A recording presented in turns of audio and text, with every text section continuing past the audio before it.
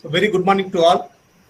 Once again, it is our pleasure to welcome you all to the 5 days Atal sponsored FTP on the role of additive manufacturing in the era of Industry 4.0. Primarily, we thank the AICTE Atal for sponsoring this 5 days FTP. Chennai Institute of Technology was established in the year 2010 by our Honorable Chairman, Sri P. Sriram.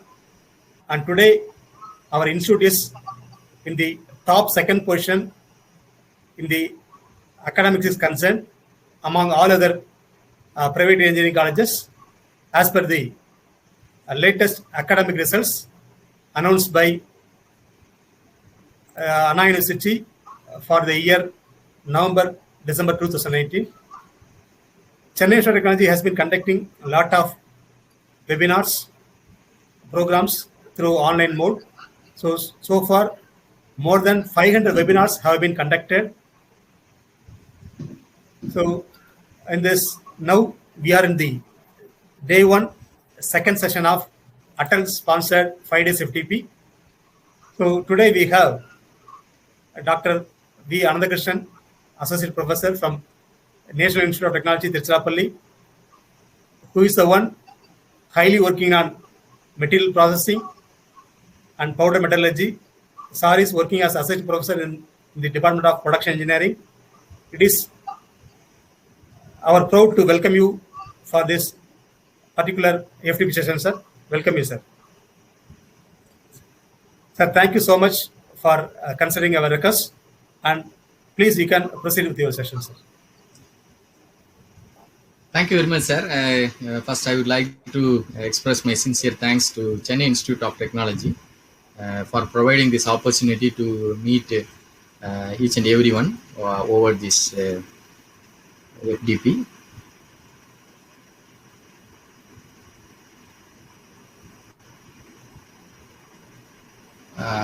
So good morning to you all, and hope you had a very good morning session from Dr. V. Balasubramanian sir. He is one of my professors in my post-graduation. So it's very proud to be along with him for giving a wonderful session, a wonderful workshop, and being a part of it. I thank Dr. Dinagaran for giving this opportunity again to meet you all in this particular topic. Especially, this is one of the best scenario where this kind of a particular topic like an additive manufacturing and how it is going to help the Industry 4.0 is being there. Though we have started earlier, there are even advanced engineering institutions are framing their new curriculum for Industry 4.0, a new kind of a courses, even master courses are together, the manufacturing streams are being focusing on this particular Industry 4.0.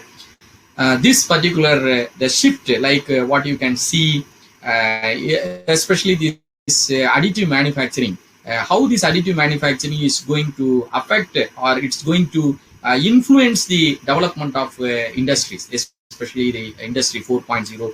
And now you can see advanced technologies like Internet of Things, and also all the systems are connected via cloud computing, where the resources, how many machines are available in a particular company, what is the current ideal time of a particular machine is there, how to operate, all these things are becoming very, very essential and crucial. And also, if you could see earlier, in conventional manufacturing processes, there may be like a casting technology or a welding technology. For example, if you take, let us imagine there is a casting foundry industry, where even if you are interconnected with cloud computing or Industry 4.0, the accessibility of an individual component or a device or a particular section of the industry is not so easy. But when you look at this metal additive manufacturing, the additive manufacturing, as you see in this image itself, the additive manufacturing is a large piece of a machine, right? What we have even in a National Institute of Technology, Tiruchirappalli. I want to mention one more thing, that is very shortly we are going to inaugurate our advanced manufacturing laboratory, where we have bought one more metal 3D printer. So the printer will be occupying a large room size of some 10 meters by 10 meters, and we have all other things. So I can give access, so everything is connected to, for an example, when we were installing that particular machine, the operator or the trainer is operating that particular machine from Australia. Hope you understand the simplicity of particular kind of an additive manufacturing setup. So he can operate anything, right? He can take up what kind of a powder he want, what kind of a component he want to print, what is the progress of printing, everything he can inspect. Why not that particular people? Why can't you, right? Let us imagine that you want to have one of our machine to be accessed via this industry 4.0. So it is now it is there is no boundary at all. So more the number of so one particular company need not buy 100 printers or 200 printers, what they want to, depending upon the requirement. The printers may be available with then and there everywhere with any other company, and it can be the access to that particular thing can be given. That is what you see, the most advanced technology that can be that is going to support the industry 4.0 is metal additive manufacturing. So this is a small introduction. I want to talk about the importance of this particular topic. Especially, I congratulate Chennai Institute of Technology and Dr. Dinagaran, the Dean Research and the Department of Mechanical Engineering for taking such a wonderful topic for making it one. Let me move on to my presentation. Hope this one, first I want to emphasize about what is manufacturing, right? Especially it is very, very important. People are thinking about, I think this is a current scenario of the COVID pandemic has taught lessons to engineers. Especially if you look at, I think most of you may be there, teachers in engineering institutions. I am also a teacher in an engineering institute where I would used to face 10 years before my career in NIT Trichy, 15 years before I was also working with some self-financing engineering colleges where we could see we have to tell our students, the students may not be knowing about what is the importance of engineering. Why I want to study engineering. Still now there is a lot of vacant seats available. People are really somewhat. I'm not completely talking about India, so on so far. A lot of places where engineering is nowadays becoming very difficult. People are thinking that engineering is not so important for the development of a country. So I would like to emphasize how engineering is going to couple inside this particular manufacturing. So this pandemic has told you right now why India is highly cited. If you go for international media to look at, they are all watching India. Why? Because the ability to manufacture this kind of a vaccine is available within India in plenty. Though there are a lot of automated industries available with plenty of other countries. If you look at the world population, the Indian population being the second in the world, and we need a lot of vaccines. Especially earlier they had the vaccines like polio drops, right? No polio. For that, Indian government is moving on, and we could so those vaccination production facilities is available in India. That's why we could take up with now you can see every day people are talking about 2 crore vaccines at a day, that if we can manufacture all these things. So we are sustaining. You look at when other countries, when we are talking about, please don't take this as a political appreciation or depreciation. This is some engineering view you can look at. What happens about the number of deaths available in US? Why can't they do it? And how about a developed countries facing such a crucial number of deaths? What about India? How this could be controllable? Because you can see about the manufacturing of not only that, all the medical equipments. So who manufactured all these equipments? Mechanical engineers, production engineers, manufacturing engineers are behind manufacturing all these things. This slide, right, it shows something related to that. So manufacturing is going to make any country the strongest country to succeed in their life, whatever, even the pandemic or natural disaster or anything else. This is another kind, right? India is always feeling threatened by the nearby boundaries. Why G7 is there? Why India want to join the G7? How it is going to take up all these things? The first, foremost thing is the ability to manufacture. You can see here, India bought Rafale, right? What is Rafale? Why? There is a lot of political stunts and other things. People are talking about why India is buying Rafale. Why not an Indian warcraft? It is not aircraft with missile supports are not being produced in India. I am very closely associated with some of the manufacturers, Indian defense research laboratories like Gas Turbine Research Establishment, and also Dinagaran is also working with them. You know about all these things. What we do is we are supporting the academic institutions and research institutions. When we look into what is happening inside, it is tremendous growth is there. India's Tejas aircraft is one of the milestone of in the indigenously designed and developed by Aeronautical Development Agency, Defense Research Development Organizations, and it is manufactured by Hindustan Aeronautics Limited, an Indian government organization. So what you can see, this is a light combat aircraft, and when you compare with these two things, right, people will talk about even everybody, right, every human being, what we think is when we go for an imported item, we feel that it is of better quality and it is having a better serviceability life, and we pay too much money for brand values. But not always. See, think about if you could do so, and again, the government of India, the Prime Minister is pressurizing to make in India, right? Make in India.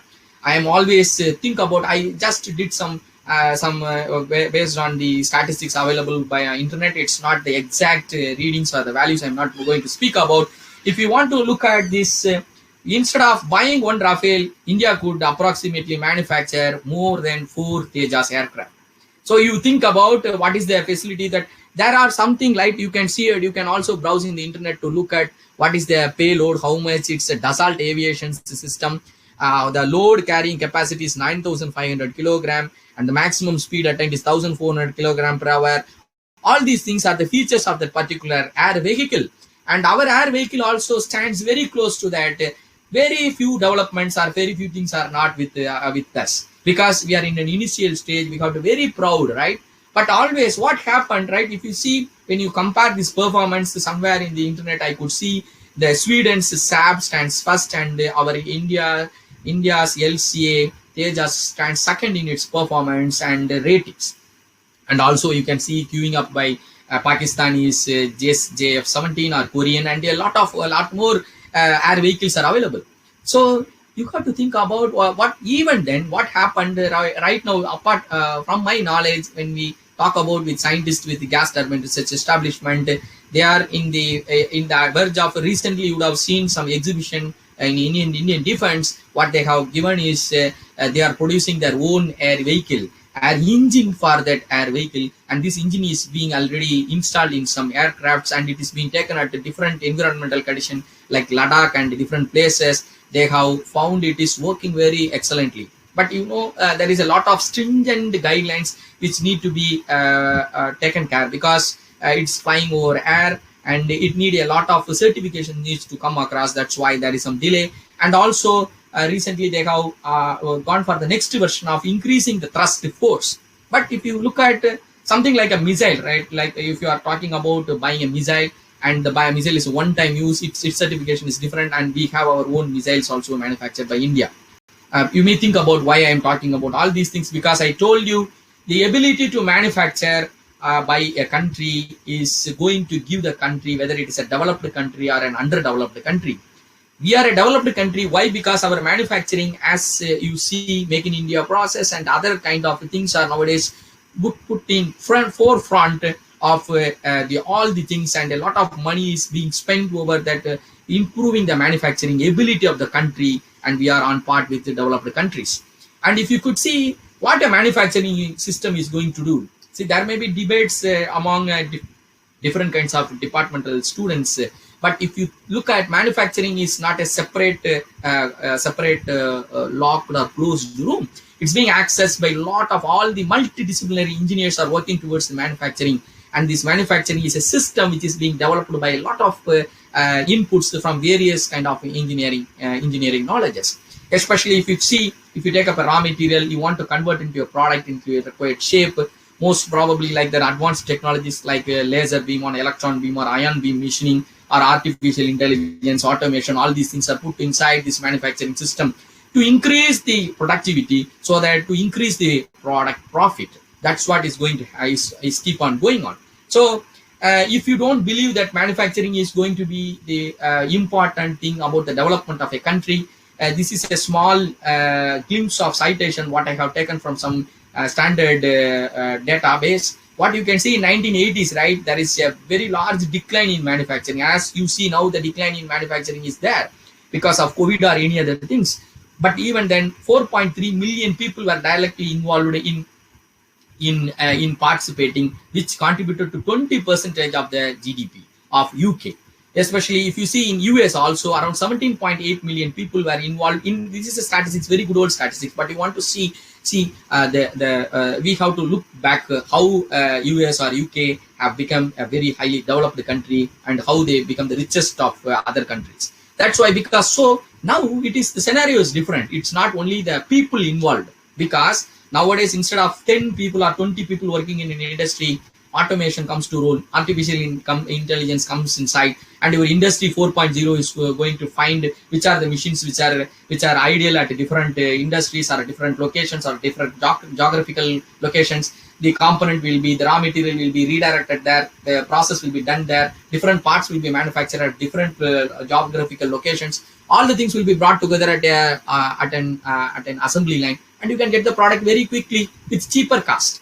That is what, see, the artificial intelligence and other things are nowadays on the part. Now it is, you can think about, usually people used to tell that what is the percentage of population of young people there to work for the manufacturing will become the developed nation. You can also recently have come across about the population statistics of China, and about they were also talking about one kid per family. All these things, they are again they are looking back.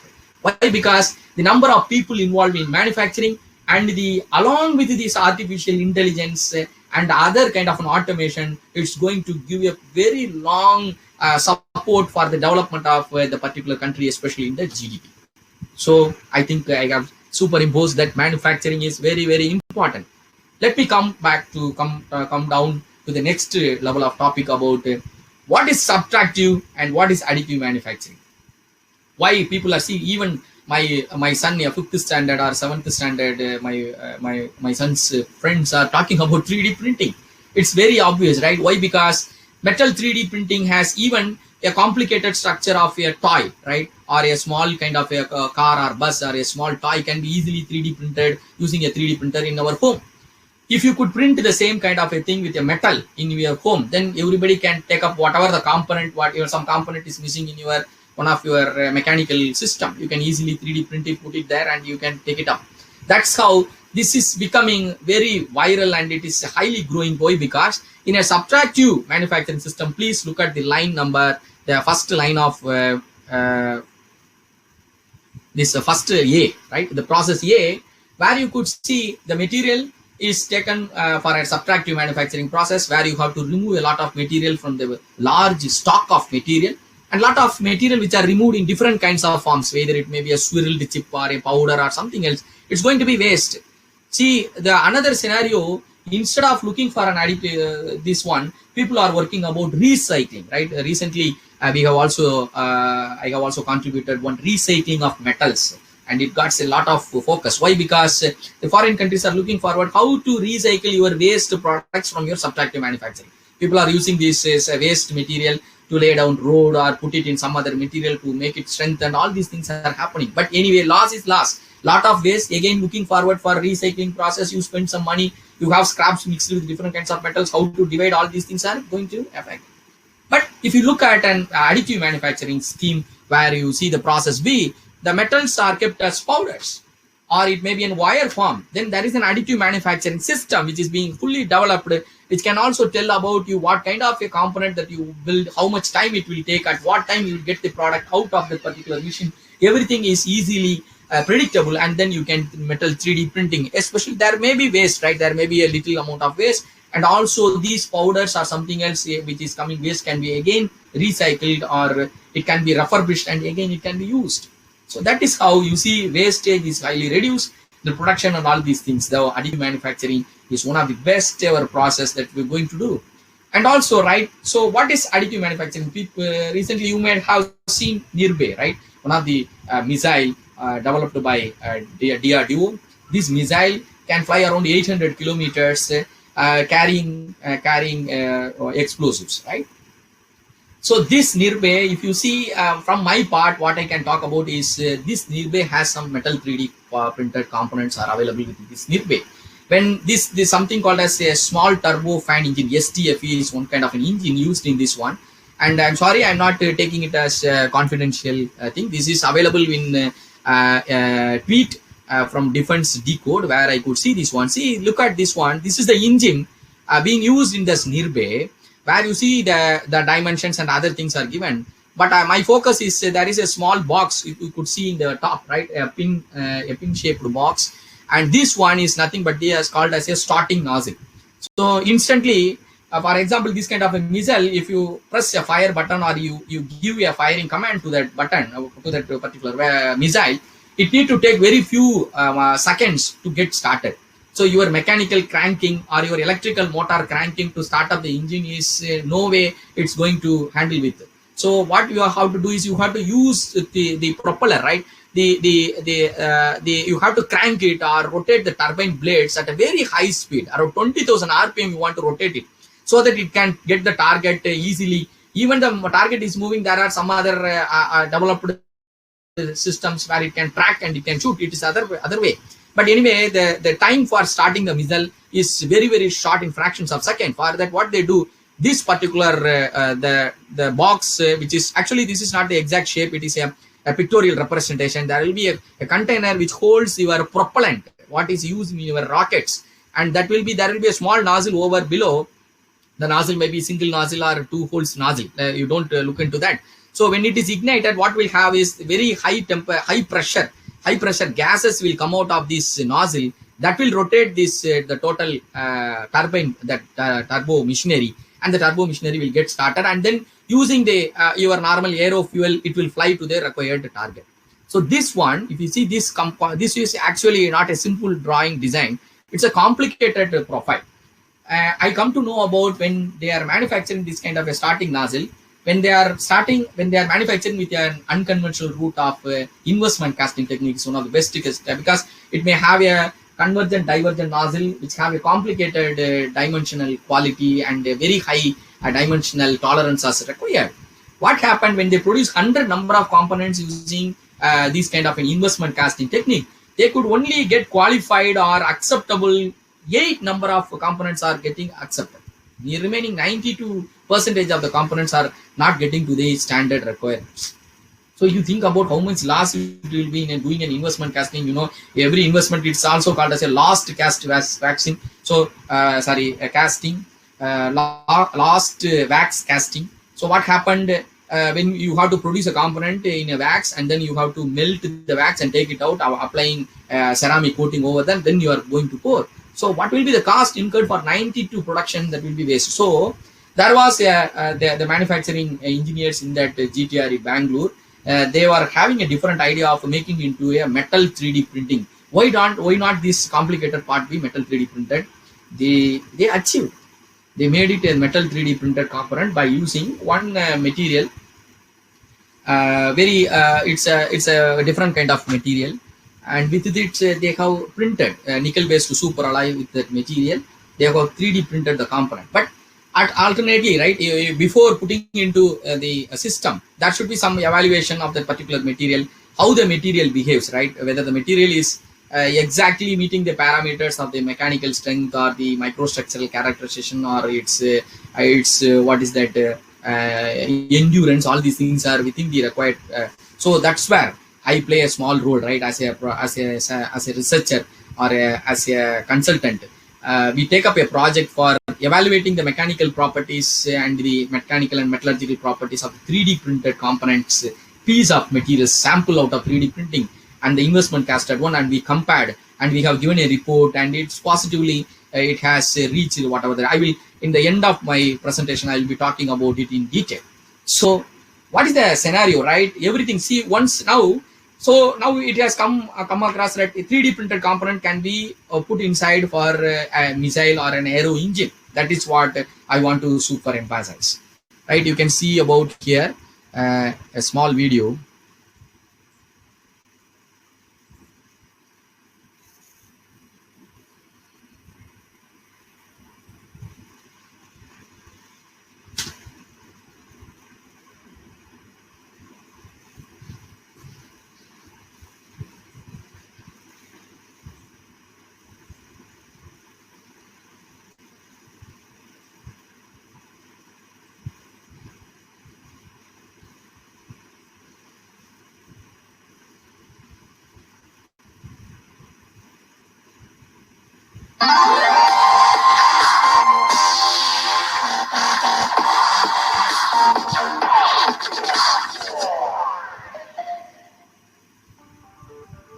Direct Metal Laser Sinter, also known as DMLS, is an additive manufacturing technology that creates metal parts directly from 3D CAD data without the need for tooling.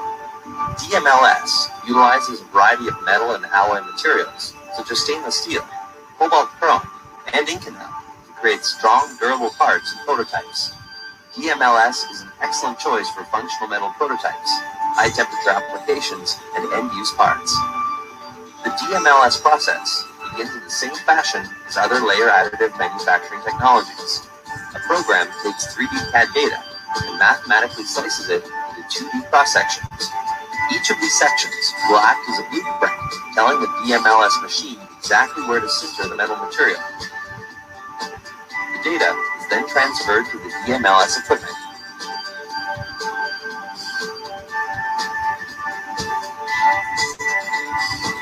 A recoater assembly pushes powdered metal material from the powder supply to create a uniform layer over the base plate. A laser then draws a 2D cross-section on the surface of the build material, heating and fusing the material. Once a single layer is complete, the base plate is lowered just enough to make room for the next layer. More material is raised from the cartridge and recoated evenly on the previously sintered layer. The DMLS machine continues to sinter layer upon layer, building from the bottom up. As the part is built, support structures are added to give supplemental strength, fine features, and overhanging surfaces. The completed part is then removed from the base plate and treated with an age-hardening heat process to further harden the part. Any support structures are also removed at this time. With numerous surface treatment and hand polishing options available through service providers such as Solid Concepts, DMLS parts can be used in highly cosmetic applications. Typical uses for DMLS include tools and manufacturing units, small integrated structures, dental components, surgical implants, and aerospace parts. Thank you. Right. I hope this video have told you about how the complicated structures and intricate shapes can be produced by a direct metal laser sintering. This is one of the best way of taking out powders. You need only the powders, what powders you want to print. So my presentation will be especially it's not so easy, right? It's not so easy. Even we have a lot of equipments nowadays available with the metal 3D printers. The powders, right? For example, the layer is of sometimes if it is 40 microns will be the layer. More the fine the layer, the smaller the size of powder required. The smaller the size of powder required, the thickness of the layer being very thin or very thin. So what happens? It needs a lot of more amount of time is being required for the manufacturing. And if there is more time being spent for 3D printing, more the cost. But the very larger size of components cannot be printed with metal 3D printing. That's what the complication comes to play. So in the way, the powders are very expensive and it is very fine in structures. So what we need is you have to look for whatever the powder that we think that can be made into a metal component. It's not possible nowadays. It's the only difficulty that people are facing.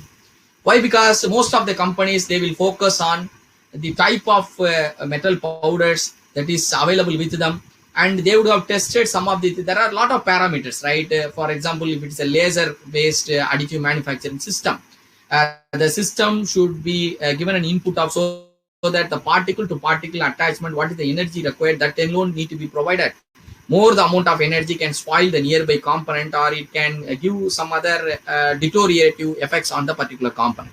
So my presentation will be about it's nothing but the metal additive manufacturing is the forefront or the forerunner of this particular metal additive manufacturing is powder based, and there are wire based additive manufacturing also there. I think there are a lot of you are going to have excellent sessions by a lot of very good experts. I have listened to their lectures. They have plenty of details that they will be providing. So how this particular my claim is, the powder metallurgy is the basic process one should understand by basic, so that the powder to powder, particle to particle addition, how it is going to happen, And then once you understand the micro mechanisms of this particular particle to particle addition, then it will be easy for us to change the type of powder, and we can also propose new kind of systems that can be used for this kind of additive manufacturing. So especially when you talk about powder metallurgy, means it's nothing going to have a metallurgy. It's something called as mixing the required powders and making or consolidating or pressing into inside a die cavity or making to the desired shape. And then it is called as a cold compact. This cold compact, when put it in a sintering machine, it's heated to a particular temperature, nearby 50 to 70% melting temperature of the material, so that it will not again melt into or it's lose its shape, but it will get the particle to particle gets heated and then it will get attached together. So this is the basic concept of powder metallurgy, where you see so this particular powder to powder addition keeps it limited. As I told you, large number of small components can be manufactured, but intricate shapes can be manufactured. But very large size of components, we are not going for it. But very high precision, wherever needed, very intricate shapes, small in size and large in amounts, you can easily go for this particular things. And the next one is little material waste, right? So this is, as I told you, only 3% of the powders are going to be waste for this particular.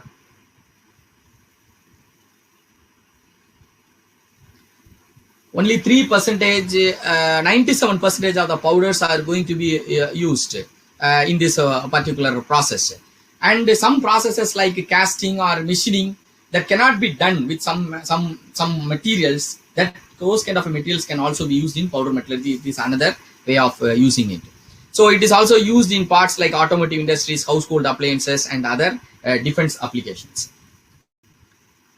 So why powder metallurgy is important? As I told you, it's a near net shape. Near net shape means to the end of the final component shape you can manufacture. You can make whatever the shape into a like a 3D printing. In a 3D printing, we are going to make layer by layer. Here we are going to pour the powder inside the shape of whatever the shape of the component that you want, apply pressure, and then take it, and then we are heating.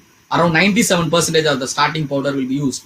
One more important thing is porosity. See, what is porosity? People talk about if there is porous powder materials are there, it is not useful. It's not like that. Sometimes porosity may be required. For example, General Electric, they have recently made some variable density 3D printed engine, aero engine they have designed. What does it mean? Something called as a topology optimization. For example, any component, right? Any component, if you go for a load applied stress analysis, if you are going to make a stress analysis, you can find out some area or some volume of some materials are not at all susceptible to any load at all, but they be an integral part of the components. So what does it mean is why we unwantedly spend a lot of material over the spaces or the places where the component is not going to get anything loaded. So instead, if you remove those material from that particular points, we are going to have the strength of the particular component. So instead, what they did is they made some variable density 3D printing. Wherever they want higher strength, they will print with high density. Wherever it is for an aesthetic shape or something, it's not going to be a main load bearing member. There they will reduce the density and increase the porosity. That is what the density inside a component at some location will be very high. At some location, the density will be very poor. Like that, a variable density 3D printing is also possible. That is possible only by this powder metallurgy technique. So certain metals that are difficult to, for example, in Tiruchirappalli, where I live, nearby you would have come across something called as ordnance factory, Tiruchirappalli. In that, there is a small part, heavy alloy penetrator project is there. A heavy alloy penetrator project, HAPP they call it as. Recently they have named it in a different way also. What they do is tungsten, right?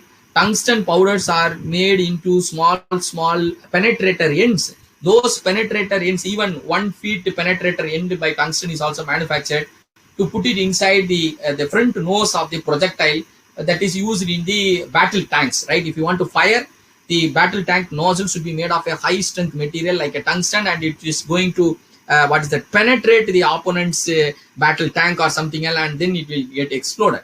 So those powders, right, machining, casting and pouring tungsten is very, very difficult. So what they do, they just go for powders of tungsten will be consolidated inside inside a container, and then they go for powder metallurgy route, compaction, and then sintering, they do heating it and they do it. So it's a very excellent process where you see the things that can be imagined, that cannot be imagined. Now the metal 3D printer can do it, right? You can set the focus laser power so that the particle to particle of this material can be easily attached.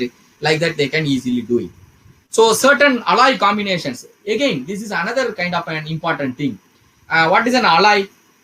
In an alloy, for example, if you take aluminum, you can there is solubility of copper in an aluminum. If you check, a quite low amount of copper alone can be included. For example, nearly 4% of copper, if you melt in the molten pool, if you introduce, it can have some alloys can be formed by making some intermetallics or some other form, but it will get dissolved. But if you add more copper, right, it cannot be done with an alloying normal casting route, but in a powder metallurgy route. For example, I need a property, 50% property of aluminum, 50% property of copper. I can mix both the powders together so that 50% by volume and 50% by volume is aluminum and copper. Then I can consolidate it, and the same thing I can do it in a 3D printer also. So that's the recent challenges that the additive manufacturing industry is facing. When there is a mix of powder, for example, it has more than one number of different types of powders are there. What is the melting temperature, or what will be the focus beams quality or the characteristics, so that it can fuse a tungsten carbide particle to an aluminum particle to a silicon carbide particle, like that. So that is what. So to understand that kind of a technique, to give knowledge towards that kind of facilities, once you have to have a basic knowledge about how the interaction. Sir, sorry for interruption, sir. Sir, slide is not moving, sir. Where it is, sir? Sir, I hope also I check in the live also. 1 second, sir. I hope after video.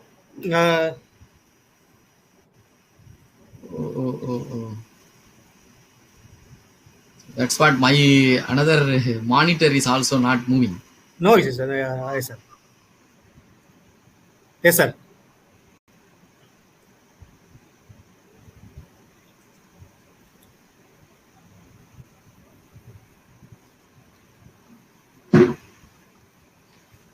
So only 2 slides I have missed. I'm sorry. Yes, right. Yes, one is what is powder metallurgy and the importance of powder metallurgy. That's what second slide I'm here. Yes, sir. Please, sir. No issues. So this is what I'm talking about is the combination of so the characteristics of particle to particle addition. What is the laser beam energy that we need to make it join one with the another is now becoming so critical, crucial, because as I told you, nanoparticles to nanoparticle addition is needed for a nanoscaled dimensional component as well as a nano feature that you want to do it. So this is very, very important. So meanwhile, I just saw this powder metallurgy is a very large domain where you can spend a course, right? You can make a course, but my thing will be so. Please don't mistake me that I may be moving some slides slightly quicker, so that I will show you the glimpse and I will create something what is important for you so that you can focus and learn by your own. So this is the basic. So in a basic powder metallurgy route, what they do, a raw material, either it may be an elemental powder or it may be an alloy powder. It will be mixed with the required powders, and it is after mixing, it can be taken up in 2 routes. Either you can go for a hot compaction, means directly applying pressure as well as temperature, or you can go apply only the pressure and create the component, and then the second state you can go for another additional process of putting inside a furnace and sintering it. And there are another other optional processes to make it into the required shape is needed. So the first foremost thing is you have to look at the powder characteristics. The emphasis is very good, right? See, as I told you in our last 2-3 months experience, when we are talking about a metal 3D printer, we need to buy metal powders of very high purity that is supplied by that particular company. So you see around the kilograms cost in lakhs, right? Some kilograms of powders cost in lakhs. You want to put some 20 kg of powder for that equipment to run around. So how much you think about what will be the investment for making buying that powders? So the powder characteristics is very, very important. That's what. So the first one is chemistry and purity. Whatever the purity, almost 99% of pure powders. Even you can Google it and you can find, if you want 99% pure of some powder, it is very expensive. Then the powder's particle size, whether I'm going to use a same size of particle, or the particle size is to be larger size and smaller size particle or larger size particle. So that is one thing. And the next one is size distribution. What will be the if I take 100 number of particles, right? How many particles are in what size? 10% of particles are in this size. Like that, some size distribution is also important. I will tell you the emphasis of that one why. And if you see, you take up one glass tumbler, right? You take up one glass tumbler and you put same sized balls, larger balls, right? And if you see, there will be a lot of spaces available. Those spaces cannot be filled at all because the powder, the ball to ball cannot intersect or interfere inside. And in another glass, you take balls of varying size, from smaller size to larger size. As you know, you can put it in a normal curve, right? You put it in a normal distribution way. You take some 96% stretch it, and then if you put it, and if you give a small shake, what happens? These small particles will go inside the small vacant places. Larger particles will stay away from their touching each other. So you can easily find that the density of that particular, more the amount of volume of powders, more the mass of powders can occupy. So that's what the density of the second glass will be very high. So what is the learning? Size distribution should not be the same size. It should be starting from a smaller size to a larger size. And if it is normally distribution, generally it is very good. Next is particle shape. What kind of a particle shape is good? What kind of a particle shape is bad? As I told you, if they are spheroid, spheres powders, then it will keep apart from one another by means of a radial distances plus radial distances. But if you have irregular shapes, you flatten it, you have irregular tetrahedron and all other shapes of powders are there. If you put it together and if you give a shake, it can easily adjust and it can go and occupy these places. So that is also important. The next is surface texture. You maximize the surface of individual particle. See closely. If the surface texture is rough, particle to particle sliding will become difficult. It cannot easily flow like a flow salt. What you need to do, you need to apply pressure or some hammering or tapping effect need to be provided to make the powder adjusted inside the vacant places. So your requirement should be, it should be very smooth.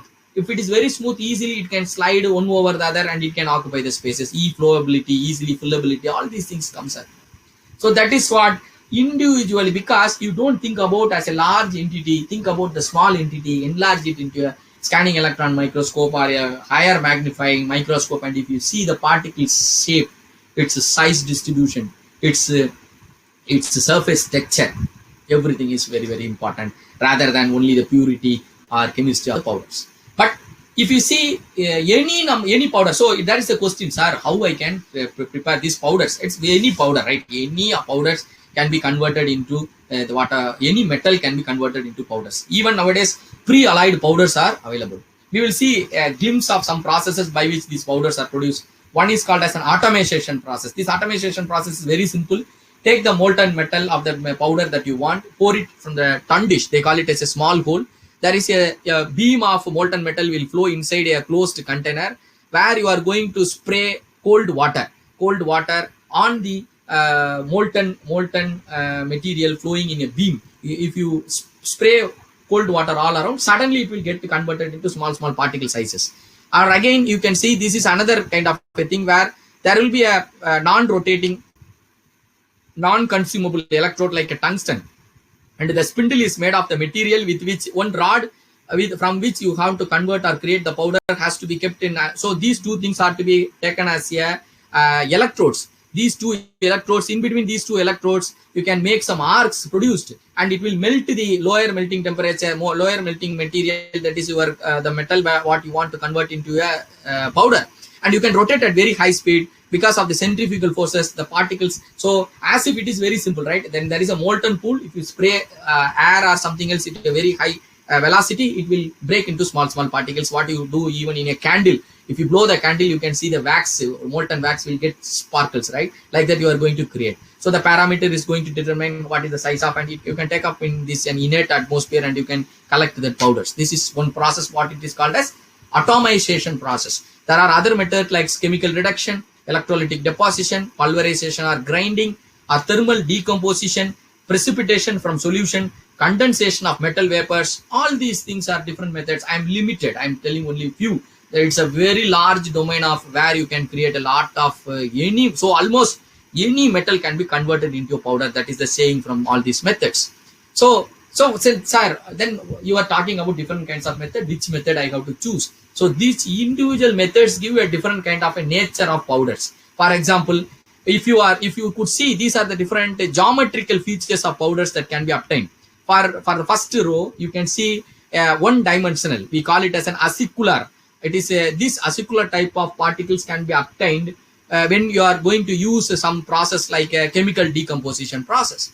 Or you can also get and also you can see that the particle size and distribution, particle shape and internal structure, the surface area, all these things are highly dominated by the process by which we are going to manufacture. Either you can take up a whatever the method, chemical decomposition, mechanical comminution, or electrolytic deposition method, or anything else you do. So there is a one-dimensional particles are there, two-dimensional particles are there, three-dimensional shapes like spherical, rounded means the corners are rounded, or else you can have an angular kind of particles, or irregular or porous. All these kinds of powder particles can be obtained.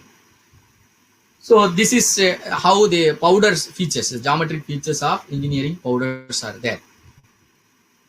So as I told you, I have told about the atomization or the reduction process or electrolytic deposition process. I'm not going to talk about individually more than this carbonyl process, comminution process, mechanical alloying process. Sir, my slides are changing. Yes, sir, changing, sir. Sir, next now you are in the 16th slide, right, sir? No, it is. I don't know why it is. I'm 23, right? Sir, please change the entire screen, sir. Yeah, I have given entire screen.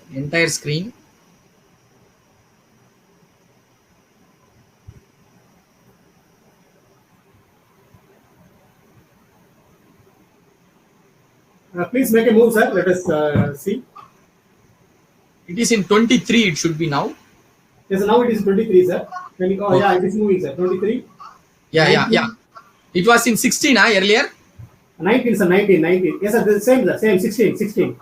Okay. Then these are the process I told about atomization. As I told here, you can have a small glimpse of the drawing. As I told you, the molten metal will be poured from a tun through a tun dish, and cold water is sprayed over there in a closed container, and then the particles can be segregated, or else you can have the electrodes. There will be a consumable and non-consumable electrodes. Arcs are produced in between, and if it is rotating at a very high speed, you can have the particles integrated and you can get your components out. And next is, as I told you, there are different processes like chemical reduction, electrolytic deposition, pulverization, thermal decomposition, all these processes. So by the process, I think you can have a slide 20 is there. Slide 20 is there, sir. Yes, sir. Yes, sorry. So this is an acicular. These are the different shapes of the particles that is produced by different processes like chemical composition. You can see acicular or irregular rod shapes, or flake-like or dendritic shapes in two-dimensional or three-dimensional particles shapes. The next slide, next is, so these are the processes, as I told you, atomization or reduction, or electrolytic deposition, carbonyl or comminution, or mechanical alloying. So this diagram shows the mechanical comminution. The mechanical comminution is, or pulverization process, is by roll crushing. You can take powder particles crushed in between two rollers, or either you can have hard balls mixed with the metal powders what you want to grind. put it inside a single container, and then it can be rotated so that it is something called as your high energy ball mill if it is rotated at very high speed, or hammer milling. These are the process by which metal powders is one of the best process people are using with.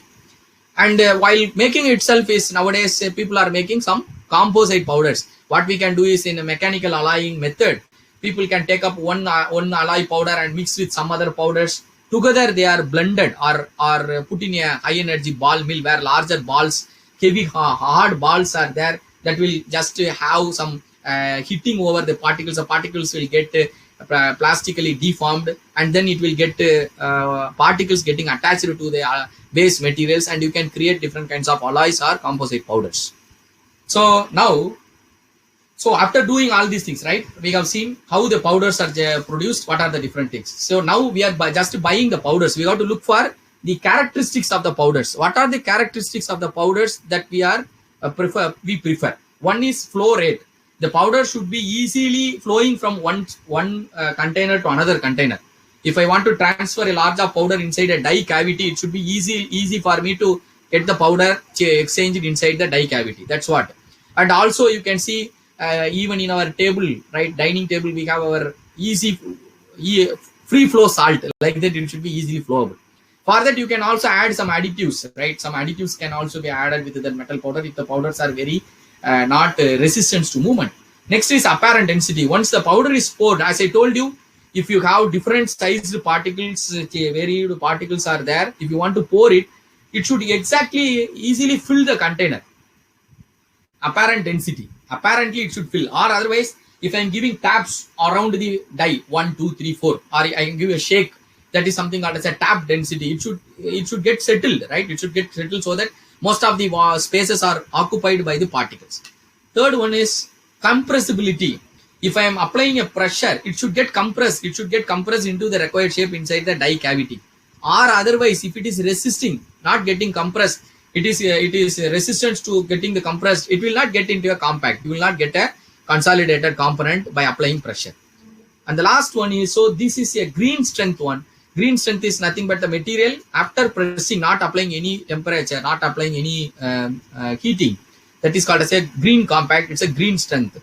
So the components has to be taken to a furnace. It should have some bench life. You have to hold that and keep it somewhere so that it should not get broken. That's what green strength it is. This image is a scanning electron microscope on powders produced by metal powders produced by electrolysis process, where you see the particles are different sized particles can be seen. A larger size around more than 150 microns to 40 or 30 micron powder particles are available. Larger to smaller particles, a scanning electron image where you see it is going to be a very good distributed sized particles. And then the next method, so powder characteristics are important. Then we have to mix the powders. What is the purpose of mixing the powder, right? For example, if I want to have the different properties, as I told you, if I mix it, we have to be very careful. For example, aluminium powders less than 40 microns. If you take all these powders and if you crush it, it will fire. That heat can produce a massive explosive. That's what you can see in fire industry. That you don't want to make any firing, right? If it is crushed together and the internal energy produces heat by friction, that can explode. So that's what happening. For example, one of my scholar, even in that last in the pandemic, he was there. He was mixing some aluminium powders with some other titanium and carbon powders in a high energy ball mill. He made it, and after allowing it to cool for 1 day or 2 days, when he was opening, it is getting fired and it is everything is burnt into ashes. So you should be very careful in handling powders.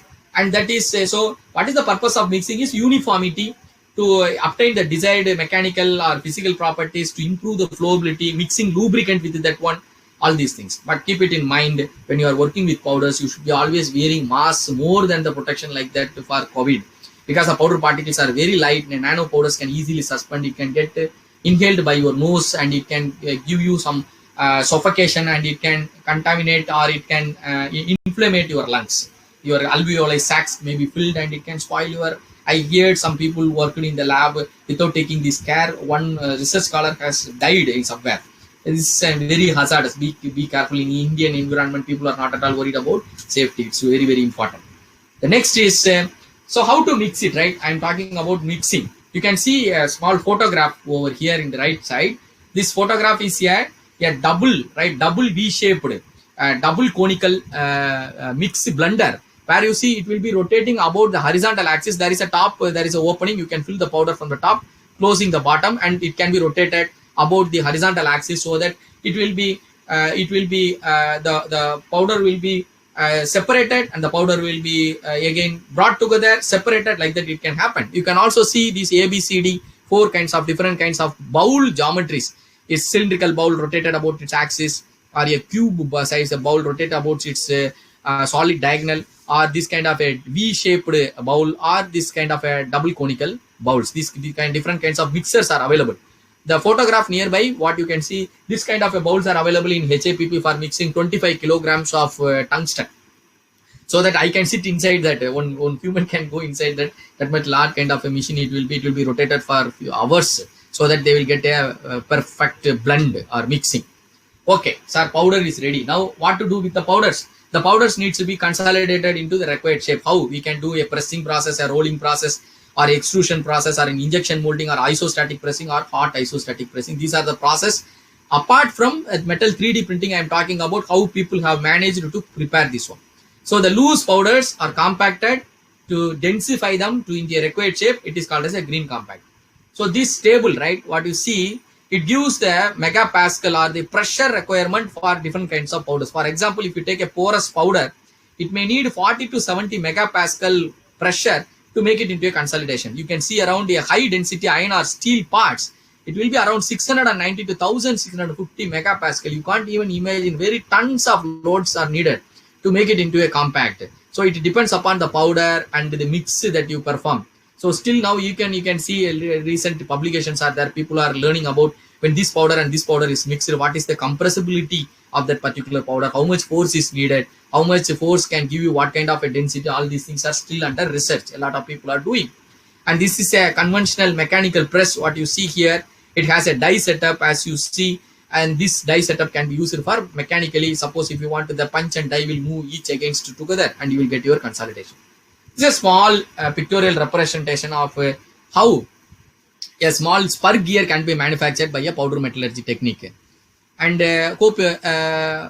here initially there is a punch, right, upper punch.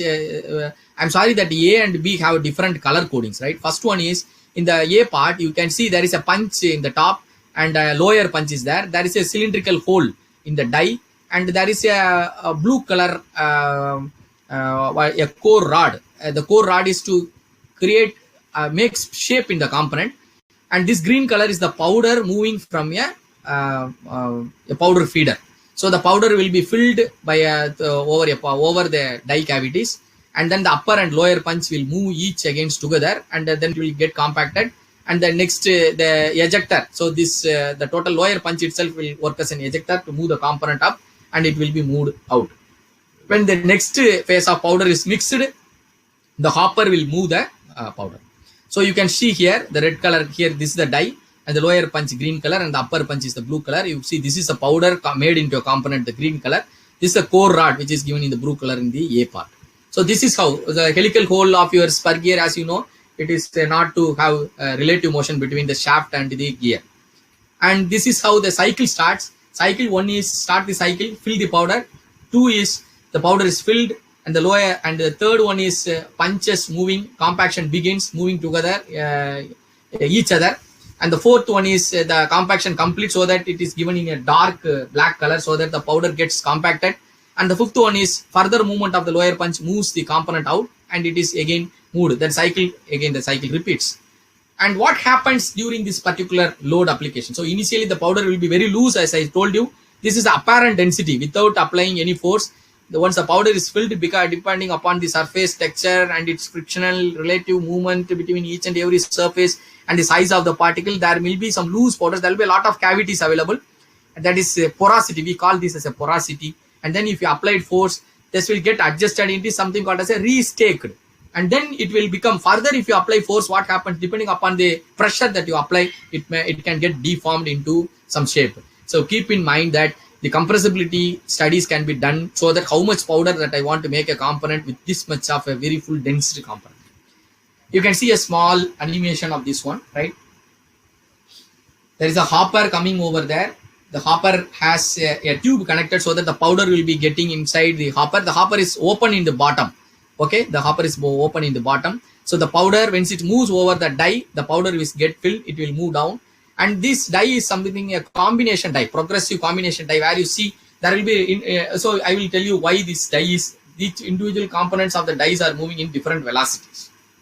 So what happens when there is a uniform, when you are going to keep one punch or a die stationary and only moving the punch from the top to bottom, you will have the component nearby the punch will get higher density, and the away the part where the non-moving part die, the powder will get more porosity or less density. That's what you can see, a small color gradually there is shown shades. When you are using two punches, right, two punches, upper punch and lower punch, and the die is stationary, you can see the middle part is not having enough density, so that the component can fail in this middle. So instead, people have tried with different kind. What they have made, for example, to make this kind of an L shape, right, an L shaped, and you can use this kind of there are three number of punches, individually three move in different relative velocity, so that it can give a uniform density distribution of the density over the component. This is how you can see in the graphical simulation. People have used something relative combination dies. So apart from this, okay, I don't want to go into the complication of this kind of a die. Then you can go for isostatic pressing. What is isostatic pressing? Applying pressure uniformly all around. For example, here in this the cold isostatic pressing, I'm talking about this. There is a container. So this chamber contains some fluid. Inside the fluid, we are going to put in a flexible container tube. This is a cross section of a hollow cylinder, manufacturing a hollow tube. So here the red color is a wall, flexible wall. Inside the flexible wall, you keep the core rod where you want the hole inside the tube, ID internal diameter, and then this there is a stopper at the bottom and a stopper at the top. Once the first top stopper is open and this sandal color powder is filled inside, which is represented by sandal color, close it and introduce the total setup inside the fluid bath. Plug it and increase the pressure. Once the pressure is increased, what happens? Uniformly all the pressure is applied all around and it will become consolidated. Instead, you can also do a hot isostatic pressing, because once the cold isostatic pressing is done and it has to be taken inside a furnace to heat it. I'm sorry, this HIP is actually a HIP, hot isostatic pressing. Here there is a container where the container is initially filled with the powders, and then it is vacuum baked out so that there is no air entrapment or the moisture need to be removed with a small heating and removing the air. And then the total filled can will be introduced inside a furnace, inside a chamber where hot fluid is there. The fluid temperature will also get increased, as well as pressure is also getting increased to a particular level. It is maintained for some time and then it will be reduced gradually, so that the component will be getting compacted as well as sintered at a particular time. And other processes by which you can create this kind of a powder metallurgy component is either powder rolling. Loose powders are fed through a hopper through to rolling. So the cross section of this rolling has some profiles, whatever the shape of the component that you want, so that if it is flat, you will get a flat rectangular cross sectional plate can be manufactured by rolling. And further it will be taken up in a conveyor, so that the conveyor will preheat, sinter it, and so that you can produce continuous rolled rods or rolled plates from this particular process. This is called as powder rolling. This is powder extrusion. You can take up the powder in a screw conveyor, where you see the screw press will be there. So the hopper powder will come from the hopper, and the screw will get force the powders through a orifice. You can see the another view here, so that the yellow color powder is forced through a L-shaped channel opening, a die opening, where that you can have a L cross-sectional continuous rod of powder compacted component can be taken up, so that it can be taken into further heating for consolidation. And also something process called an Osprey process is there. You can take a substrate, over the substrate also you can coat with powders.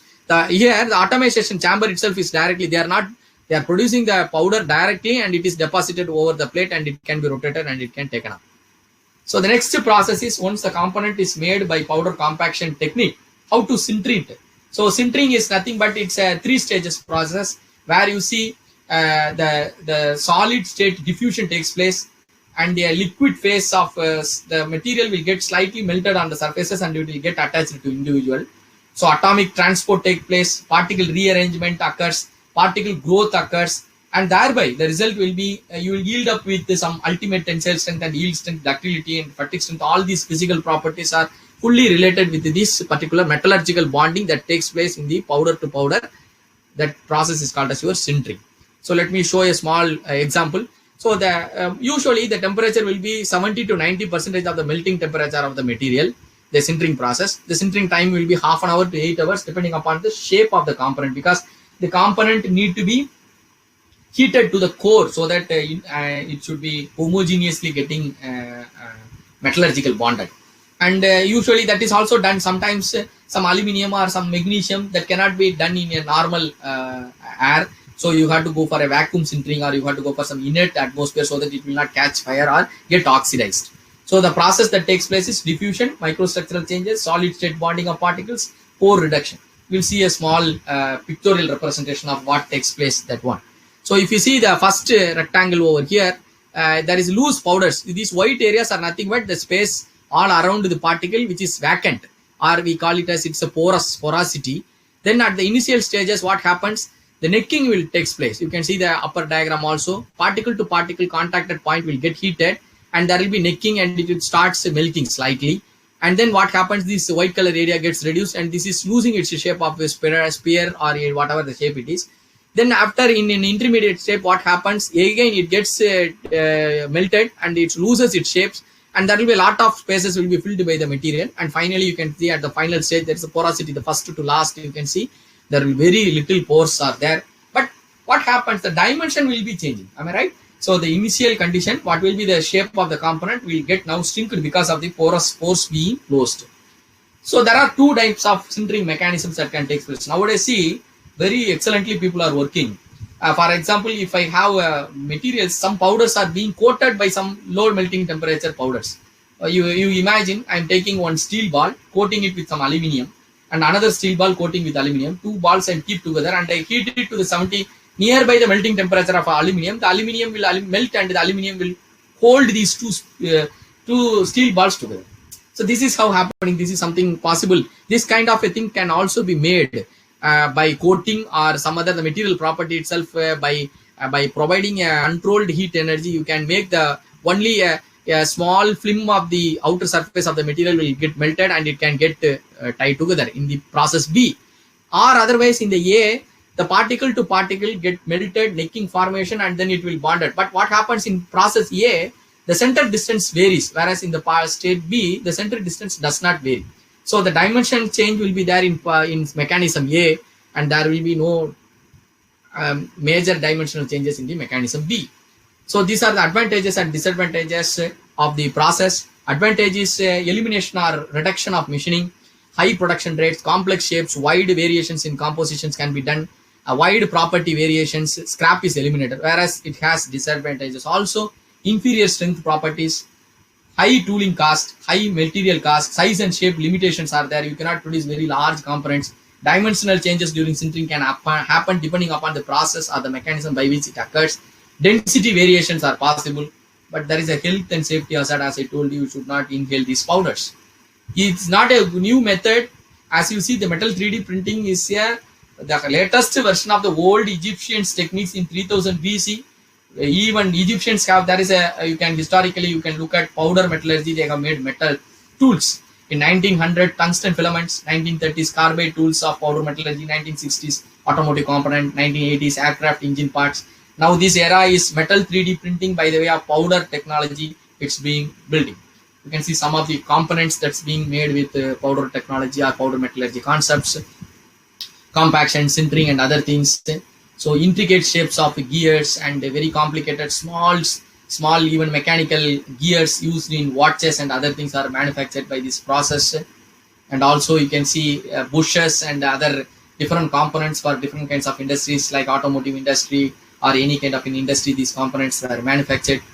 And one very good application is powder metallurgy. Tungsten light bulb filament is made. You can see over here the helical distance, right? The axial distance between the spirals is 300 micrometers, and the filaments are 40 micrometer of thin wires are rotated, right? They are made as a spring, and that is being used as a light bulb filament, which is made of powder metallurgy.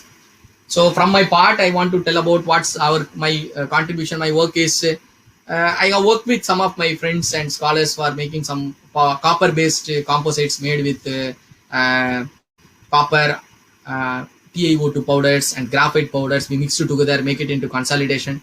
These are some of the we tried to make instead of copper. If you use some other composite rod as a electric discharge machining electrode, what will happen? Further, we did some electric discharge machining process also. This is how the particles get distributed. We got it from a elemental map of scanning electron microscope. These are the things you can see. The powder particles are getting trapped inside the matrix material, how it works.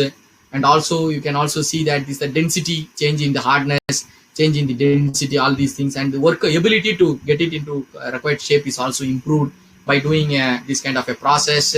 And you can also see that electric discharge machining, what is the metal removal rate and all other things we have done. This is when we are using a wire electric discharge machining to cut this kind of a powder metallurgy made composites. We could not cut it properly because it's having harder particles inside. So that is another challenge when you are creating this kind of a composites or anything else by powder metallurgy or a metal 3D printing. The cutting, conventional cutting is not so easy to make it. It will be getting complicated. And these are the after machining, we could see the surface roughness values. And also we have one of my PhD student, along with the collaboration from Manoj Gupta, professor from National University Singapore. He had a patented technique by which direct melt deposition. Actually, he makes a powder, as I told you, atomized powders will be directly deposited over like the Osprey process. He will create composites, right? Composite materials or any kind of a new alloys he produces. And we have done some work on that materials. We have seen a lot of property changes in that material. And different kinds of wear mechanisms, we could see the variations depending upon the components being introduced inside. What are the different kinds of wear mechanisms that takes place, so that the material property gets enhanced in its tribological properties like friction and wear. All these properties were get improved when we did all this powder-based deposition process. Right? These are the different kinds of mechanisms we did. When we talk about selective laser sintering, as I told you, you can create wonderful complicated components can be manufactured by metal 3D printing, selective laser sintering or direct metal laser sintering process. As I told you, we have taken up one project in that that starting nozzle. I mentioned in the earlier slides during the introduction parts, around 2000 degrees centigrade it should withstand, that nozzle should withstand, because it is going to have the propellant there to, and it's going to get fired instantly. It's of intricate shape it should be. So this is the investment casting component. And these are the, so what we did is when we are printing in a different direction, for example, let us imagine you are going to build a 3-dimensional component in different positions, like your cylinder is kept perpendicular, right? You are printing it circle to circle. Or sometimes if you are going to print a metal cylinder being lying, then you are going to build rectangle over rectangle to build the 3D cylinder. When you are going to print it with a diagonal, solid diagonal in the container, you are going to build it with ellipse over ellipse. Hope you understand this engineering mechanics, layer by layer, right? If it is vertical, cylinder over cylinder. If it is lying, rectangle over rectangle. If it is solid diagonals, ellipse over ellipse. When we compared these three kind of build geometries, we could see a very good flavor of the property changes in that particular direction. So the direction of printing is very, very crucial. Actually, the hardness of the material what we printed in different directions are less than the casted one. But we did some tensile testing and other testing facilities are also being exposed. And we could see the tensile strength of the material that is especially built in angular is nearly 2 times that of the casted one, with a very high percentage elongation is also obtainable. What does this percentage elongation says? It's a ductile material, so that it will not easily fail. Even if there is a crack initiation or crack growth, the rate of crack growth is a little bit quite low. And these are the characteristics, fractography analysis, what we did to justify our answer whether the 3D component is having double the strength of that investment casting. And at last, we have submitted the conclusion that the 3D printing component can be used for aero industries. So what is happening in Indian industry, and in the closing remark, is manufacturing is impressively in growth mode. Advantages of globalization occurs. Interesting overseas acquisitions are there. Entry of prominent MNCs in India. Make in India is highlighting a lot of differences. The salaries in manufacturing at entry level now exceeds the IT sectors. Recent placement history from the Dean PND placement, I could get it. Enormous challenges in materials and manufacturing process to be solved. So this is on the part of the students and the teaching community, that how we are going to work with.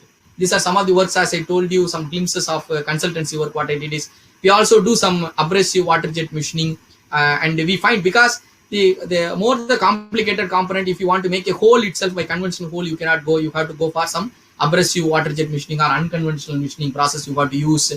And you have to look at manufacturing or working with the composites, because this is a small glimpse of an 787 Boeing flight having almost more than 50% of the component of the aero aircraft is made with composites. So how to prepare different kinds of composites is challenges.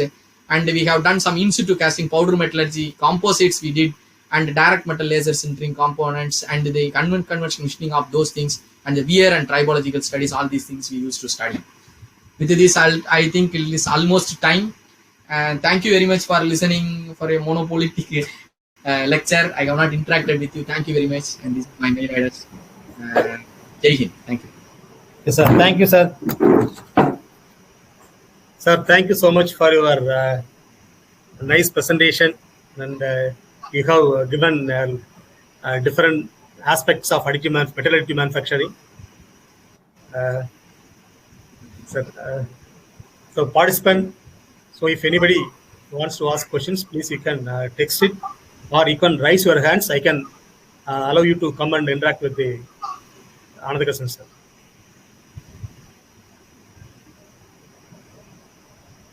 Participants, you can type your questions. Else, you can raise your hand. I can allow you to ask your question in the live.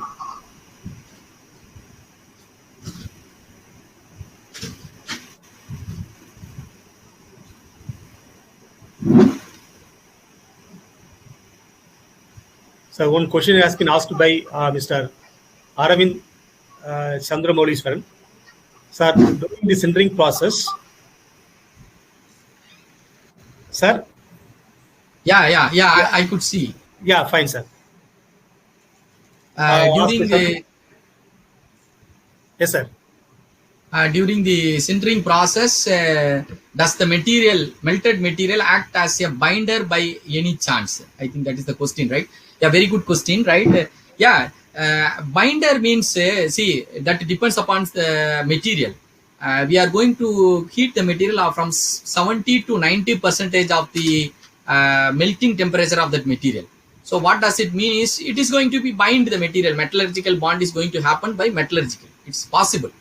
If not, for example, sometimes if you want to coherently keep some material which is very rigid, then you can have a binder also. Binder can also be included. It depends upon the composition and the component that you want to make up. Hope I answered your question. Yeah, thank you, sir. Thank you so much, sir. Next, Mr. Nafis Ahmad asked one question, sir. Yeah, no, he did not ask any questions. So others, please, you can post your questions, or you can raise your hands.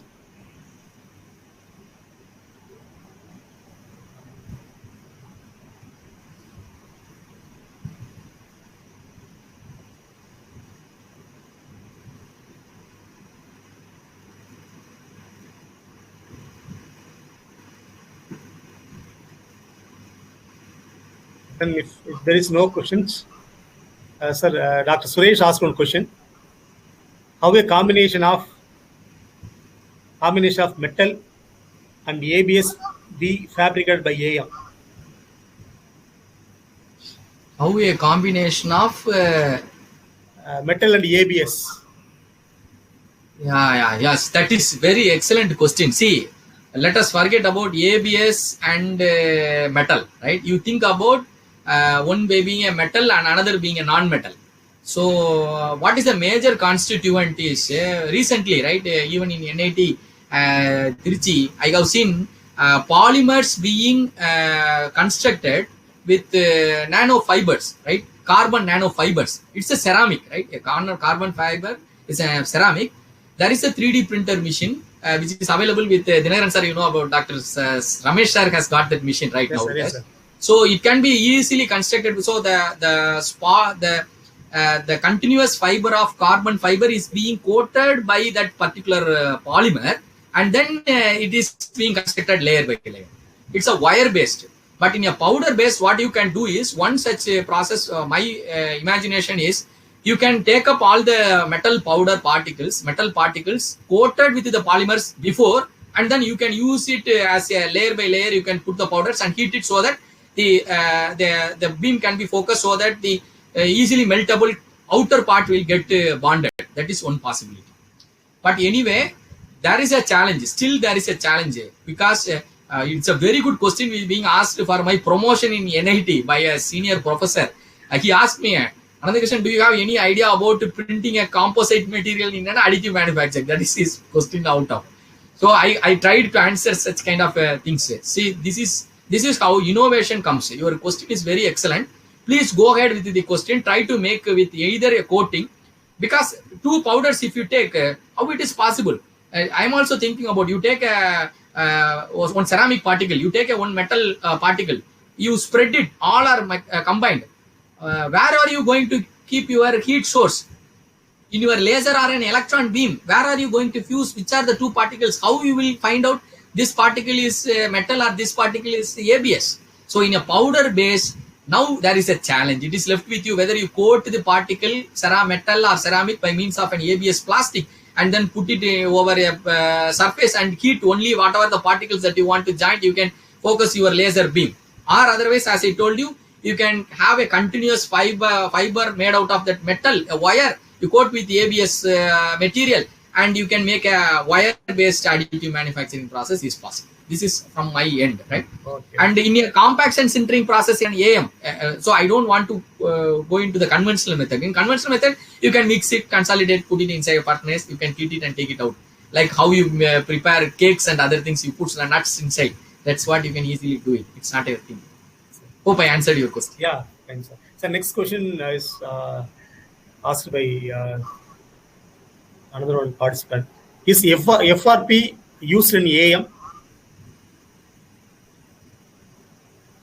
Fiber reinforced plastic. That's what I told. FRP, fiber reinforced plastic is what we just talked about, the facility available in NIT. I don't exactly know the name. It's a Students Innovation Center in NIT Trichy. You can please look at it. It will be opening by this week. And you can look at, there is a continuous carbon fibers which are used by fiber reinforced plastic. Okay, fiber reinforced plastic means that fiber can be reinforced by means of there is an injection tank, and there is a wire coming through a channel. The injection tank is injecting the polymer all around the fiber, and through a single nozzle, the material is continuously getting deposited. So they are constructing some that is the wings and fan blades for drones are being constructed recently, because as you know, the choppers, helicopters in their tail, deflecting tails for changing the direction is built with carbon fiber reinforced plastic, CFRPs. And most of the aerospace, around 30 to 40% of the aerospace components in Boeing 787 and other things are made with CFRPs and GFRPs, glass fiber reinforced composites and carbon fiber reinforced plastics. It's possible with but please keep it in mind, it's in a starting stage. You have to make yourself explore about the idea. And also you can easily do it, right? Additive manufacturing is either only the continuous fiber means you have to go for wire additive manufacturing. Powder based additive manufacturing means you have to make the powders, either mix it together. If you keep individually separate, it's not at all possible. Still now it is a very great challenge for the participant. Yes. Thank you very much for asking that. Right. Hope I answered. So next is Sadish Kumar asked one question. What is the most appropriate method for the process of heating and cooling of powder metallurgy?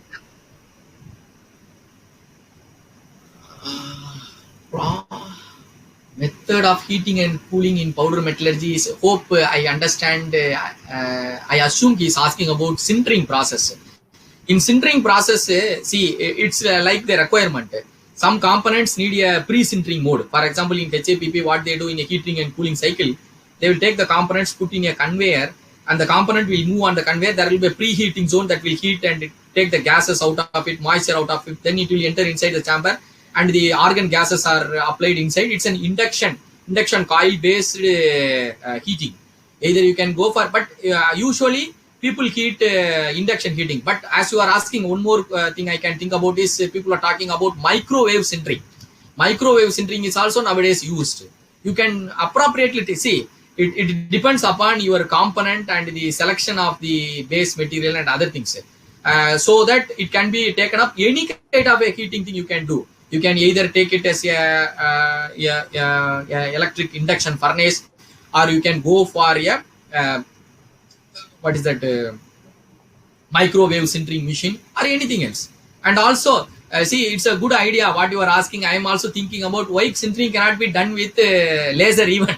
But see, the laser is instantly, it will release energy, and it's a focused beam. So what happens at particle to particle, if you are sintering, then it will not be good. And moreover, thermal shocks in laser process will lead to crack propagation, and instantly it will fail.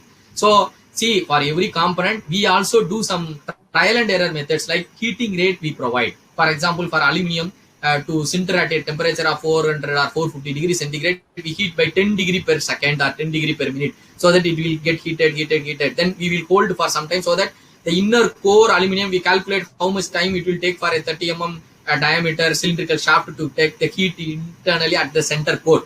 Then we will leave it for soaking for half an hour, 1 hour. Then we make a furnace cooling. We will switch off the equipment and cooling.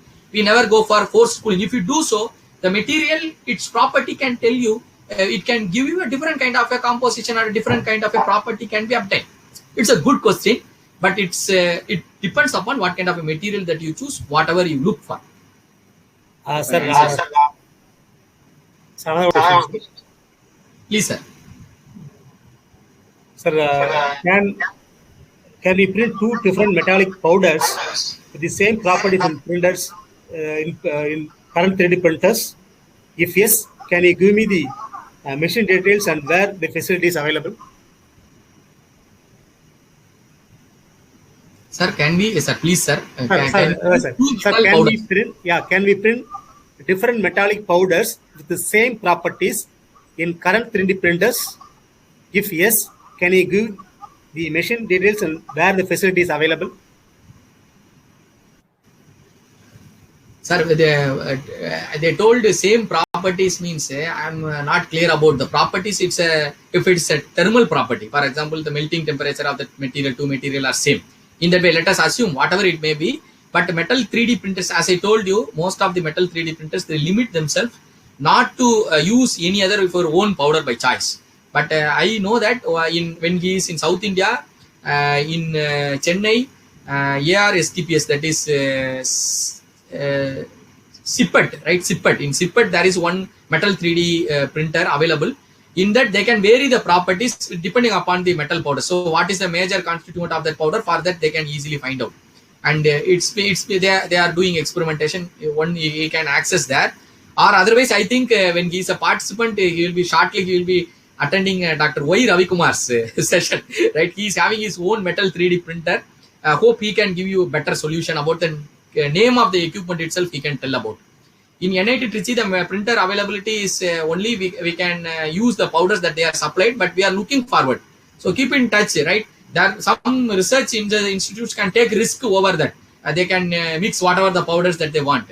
Mostly when talking about my known source, SIPET in Chennai, they have the facility. In that they can, one scientist working in that, he told me that he can handle with different kinds of powders. Whatever the powder that you are telling about, we closely go towards the possible energy or the parameter settings.